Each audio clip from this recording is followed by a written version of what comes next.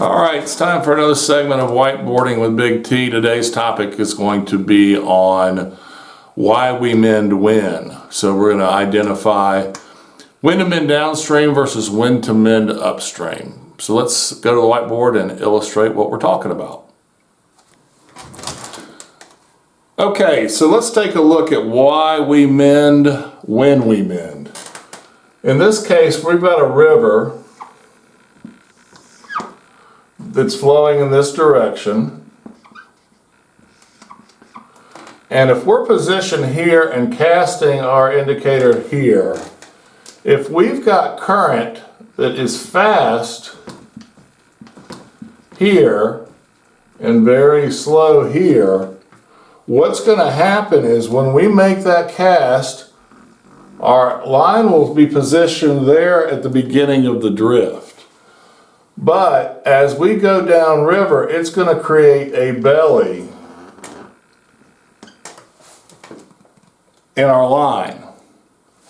The initial part of the drift might be okay, but eventually that's going to whip around in this direction a lot faster than the natural current is flowing. And fish will identify with that, and that drift will look unnatural.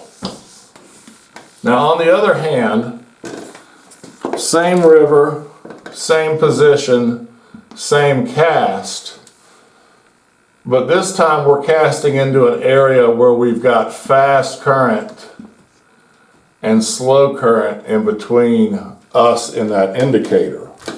When you make the cast again, initially your line's going to be in this position, but as that indicator drifts downstream, there'll be a bow in the line the other way. If I don't move this line downstream, and the reality is I need to move everything, including the leader all the way to my indicator down into this position. If I don't do that, then I'm going to get drag on that indicator. That indicator is going to move slower than the corresponding currents. And when that indicator is moving slower than the corresponding currents, our flies get out of position.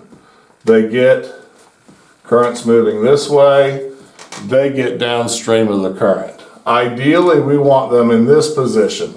If they're here and a fish eats, there's immediate tension which will create the indicator to go down, okay?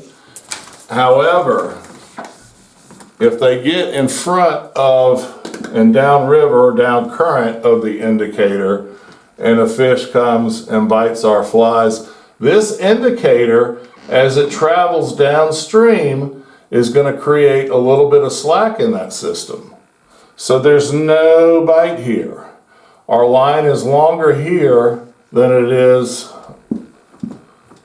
from here to here, or the distance from fish to indicator is longer at this point than it is when it drifts downstream, so it creates some slack there. That's not going to be enough to move that bobber or indicator down, so we need that thing to travel all the way down to this position before it will register a strike. And in that time, we know that that fish is most likely spit our hook or fly, and we are not going to catch that booger.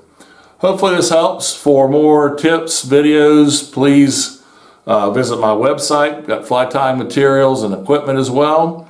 BigTFlyFishing.com, and subscribe to my channel.